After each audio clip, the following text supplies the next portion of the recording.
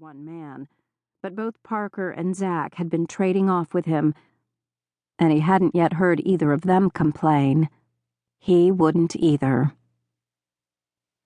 Halfway to the arena, Quincy stopped to take a swig of coffee, hoping the hot slide of liquid would lessen the ache in his chest. Fat chance. He couldn't think of Loni without struggling to breathe. When had he come to love her like a sister? At first, just being around her had given him the willies. A bona fide clairvoyant who worked closely with the FBI to locate missing children, Loni could get flashes of a person's past, present, or future by a mere touch of hands.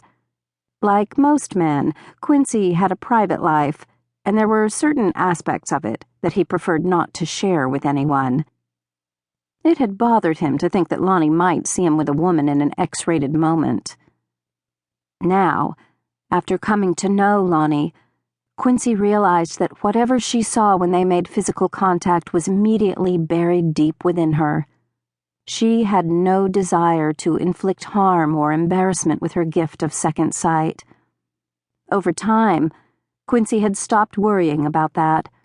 If Loni had ever seen him during an intensely private moment, she had never let on, and he had finally come to trust that she would never breathe a word of it to anyone, not even to Clint. After that, growing to love her hadn't been a big jump for him. Now it was a done deal. He could almost see her, big blue eyes dominating a heart-shaped face framed by a wealth of dark, glossy hair. Pretty, but more important, she was every bit as sweet and dear as she appeared to be. No wonder Clint suddenly looked as if he'd been run over by a semi-truck, his burnished face tinted with undertones of gray, his brown eyes, so like Quincy's own, filled with inexpressible worry and pain. Clint adored his children, but it was Loni who was the true center of his life. Without her, how would he go on? Just thinking about it made Quincy's stomach roil. Though March had finally arrived, the air was so cold it burned Quincy's lungs when he drew a deep breath. He wished he'd thought to grab his lined Levi's jacket before leaving the house. Icy fingers curled over his shirt collar and sent a chill crawling down his spine. From the holding sheds, he heard equines neighing and grunting, their way of calling for breakfast. The sound helped to center him and clear his head. He had animals counting on him, and he'd best kick it into high gear. Just as Quincy reached the berm of snow that had collected over the winter under the eaves of the arena, his cell phone emitted the sound of a horse whinnying, a tone reserved only for members of his family. As he jerked the device from his belt, he half expected to see his dad's name on the screen.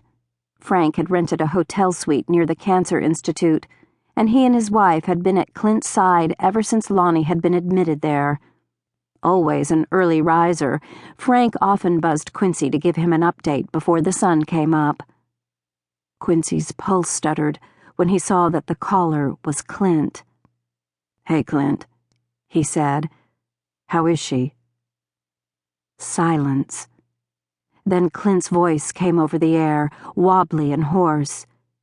"It's bad, Quincy. Real bad. I just talked with the team of specialists taking care of Loni." Quincy had never heard Clint sound so shaken. At this hour? It was all Quincy could think to say, a futile attempt to sound normal when his brother's world might be tipping off its axis.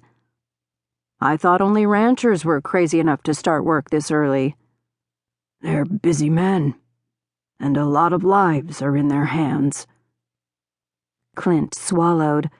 The sound came through to Quincy, a hollow plunk that painted a picture he didn't want to see. "Loni has acute myelogenous leukemia, a very aggressive strain that's often unresponsive to treatment. The doctors say they told me the name of it a while back, but apparently it went in one ear and out the other."